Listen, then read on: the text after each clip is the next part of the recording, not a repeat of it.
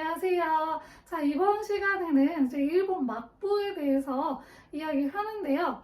이 지난 시간에 명청시대가 우리 배웠잖아요. 그 명청시대에 일본에서는 어떤 막부들이 있었고 어떠한 또 정권들이 이어져 나갔는지 살펴보도록 하겠습니다.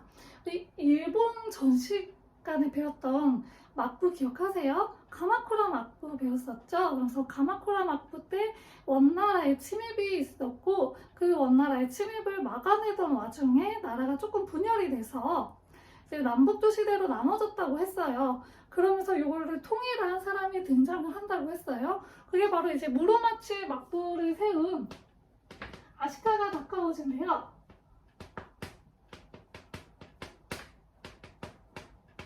그러면서 이제 가마쿠라 막부에 이어서 두 번째 막부, 무로마치 막부가 형성이 되었습니다. 여전히 이제 무사 세력이 권력을 갖고 이란은 허수아비로 있었던 그런 시기예요. 이 무로마치 막부 때에는 중국은 명나라였습니다. 근데 이제 명나라에서 우리 지난 시간에 배웠잖아요. 해금령을 실시를 하면서 무역을 통제를 했다. 그런데 이제 무로마치 막부는 명나라하고 계속 이제 무역을 해서 그런 문물들을 받아들여야 되잖아요. 그래서 이제 명나라하고 어떤 무역을 하냐 하면 감합무역이라고 지난 시간에 잠깐 설명했었어요. 이 감합무역을 하는데 감합이라는 것을 발급받은 사람만 이제 명나라하고 무역을 할 수 있게 된 거예요. 그래서 감합무역을 이제 실시를 했고요. 명나라하고 감합무역을 실시를 했고요. 이 무로마치 막부 때는 어떤 문화가 발달을 했냐, 뭐 꽃꽂이라든지 다도 이런 문화들이 발달을 하게 됩니다. 자, 그리고 나서 이제 이 막부 시대 무사 세력들이 힘을 키우기 시작했다고 했잖아요. 이 무사들이 점점 힘을 키워서 자기가 쇼군이 될 거야 라고 하는 시대가 찾아와요. 그래서 분열이 됩니다. 이 시기를 전국시대라고 하는데요.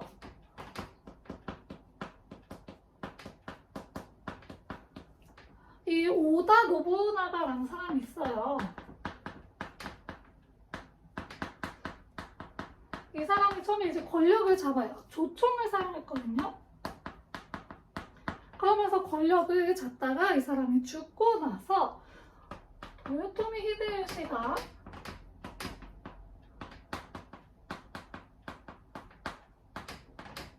권력을 잡고 이 전국 시대를 통일을 하였습니다. 자, 그러면서 이 통일을 하고 나니까 무사 세력들이 자신의 그런 힘의 발산을 계속 하고 있었잖아요. 그러니까 요 안에서 발산하지 말고 이걸 밖으로 좀 내보내야겠다. 그리고 자기가 이제 통일을 했잖아요. 그래서 사람들의 관심을 안에다가 계속 두게 되면은 또 무사들이 자기가 힘을 키워서 나라가 또 분열될 수가 있어요. 그래서 이 관심을 밖으로 좀 돌려야 될 필요성이 있었어요. 그래서 일으킨 게 바로 임진왜가 됩니다.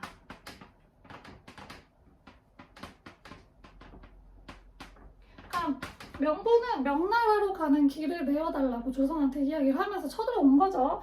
그렇게 해서 결국에 이 도요토미 히데요시가 죽으면서 이 외란은 끝나게 되었고요. 이 일본 같은 경우에는 전쟁터가 아니었기 때문에 직접적인 피해는 많이 입질 않았어요. 그리고 심지어 조선에서 기술자들을 데려가서 자신들의 기술을 또 발전시키는 계기도 되었다고 합니다. 이 임진왜란은 이렇게 되었고요. 이후에 이제 누가 또 권력을 잡냐면 도쿠가와 이에야스라고 하는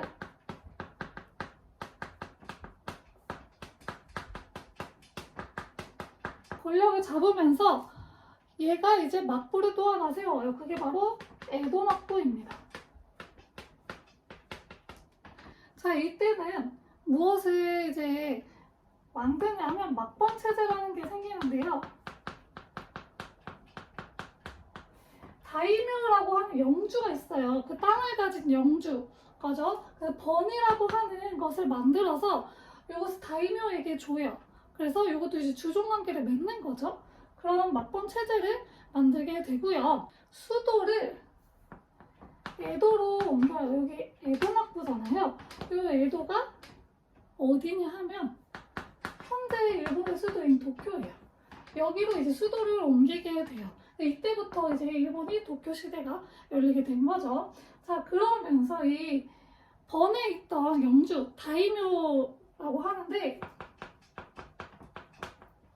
이 다이묘들이 지방에서 땅을 갖고 권력을 갖고 있으니까 언제든지 반란을 일으킬 수 있는 그런 여지가 있는 거예요. 그래서 이들이 반란을 일으키지 못하도록 하는 제도를 하나 마련을 해요. 산킹코타이제인데, 이건 뭐냐면 이 다이묘들이 1년마다 자신의 번 있죠. 자신의 영지, 번하고 수도였던 에도를 왕복해야 돼요. 1년마다 한 번씩 꼭 이걸 해야 돼요.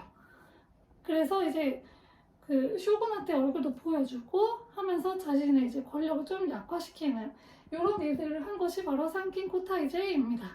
이 에도 막부 시대에는 어떤 문화가 발전을 하느냐, 조닌 문화라고 하는 게 발전을 해요.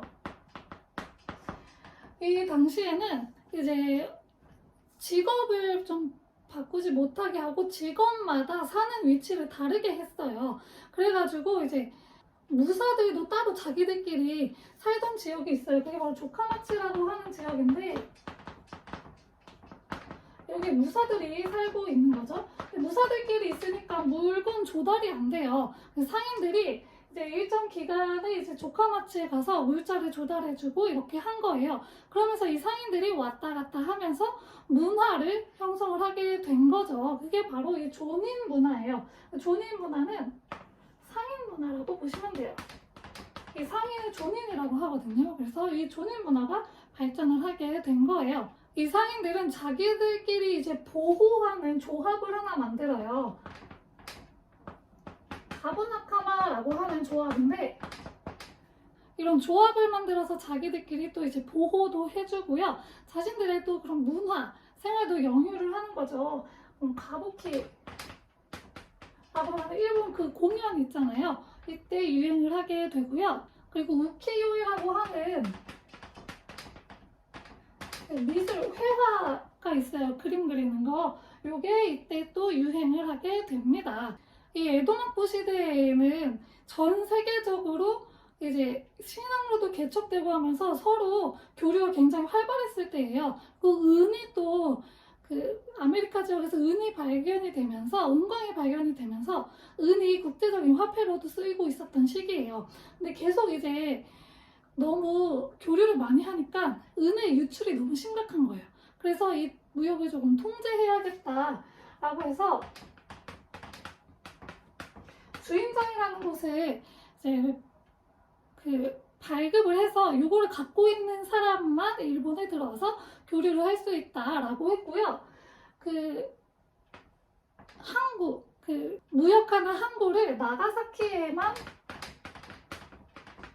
한정지었어요. 그래가지고 나가사키에서만 하고, 그리고 기독교인들이 하도 너무 많이 들어와서 그 전파를 하니까 일본 입장에서는, 에도막부 입장에서는 새로운 종교가 들어와서 안에서 약간 혼란이 일어나서 막부가 뒤집어질 수 있으니까 그걸 막기 위해서 기독교를 좀 탄압을 한 다음에 나가사키에 데지마라고 하는 섬을 만들어요. 그래서 여기서만 이제 무역을 할 수 있게 했고요. 심지어 네덜란드 상인만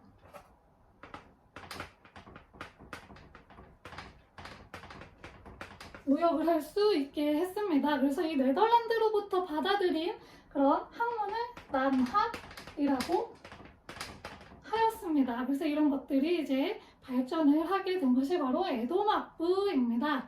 자, 오늘 배운 내용 복습 한번 해보면요. 무로마치 막부가 들어서게 되면서 명나라하고는 가만무역, 가마를 갖고 있는 사람만 명나라에 가서 무역을 할 수 있는 가만무역을 실시를 했고요. 그리고 꽃꽂이나 다도 같은 문화가 발전을 했다. 이 무사 세력들이 점점 커지면서 자신이 권력을 차지하려고 하는 분열기가 찾아왔는데, 그게 바로 전국시대이고, 이 전국시대는 처음에 오다 노부나가가 조총을 사용하면서 권력을 잡았지만 이후에 사망한 이후에 도요토미 히데요시가 권력을 잡고 이 전국시대를 통일을 하였다. 근데 이 안에서 계속 들끓는 힘을 밖으로 표출을 해야 돼서 임진왜란을 일으켰다라고 했고요. 이후에 이제 도쿠가와 이에야스가 권력을 잡으면서 에도 막부가 들어서게 됐고 이 수도를 도쿄로 옮겼다. 그리고 막번 체제라는 것을 실시를 했다. 이 막번 번에 있는 다이묘들이 권력이 커질 것을 우려하여서 이제 번하고 에도, 수도였던 에도를 1년에 한 번씩 꼭 왔다 갔다 왕복하게 하는 산킹코타이제를 실시를 했고요. 그리고 이 상인들에 의한 존인 문화가 발전을 했다. 그래서 자기네들끼리 조합인 가부나카마라는 것을 만들었고 그리고 가부키, 우키요에 같은 문화를 발전시켰다라고 이야기했습니다. 그리고 이제 무역에 있어서는 은행 유출이 계속 심각해지니까 그 은행 유출을 막기 위해서 주인장이라는 것을 갖고 있는 사람만 이제 일본에 들어올 수 있게 하는 주인장 무역, 그리고 나가사키로만 그 무역항을 제한을 시켰다. 그리고 심지어 이제 기독교를 계속 전파를 하니까 기독교의 전파를 막기 위해서 네덜란드만 이제 무역을 허용을 해줬고 그마저도 이제 나가사키에 데지마라고 하는 섬을 만들어서 여기서만 무역이 가능하게 하였다. 그리고 네덜란드로부터 받아들인 그 항문을 난학이라고 한다라고 이야기했습니다. 자, 여기까지 이제 동아시아의 그런 정근대의 모습은 봤고요. 다음 시간부터는 이제 서아시아의 역사에 대해서 살펴보도록 하겠습니다. 감사합니다.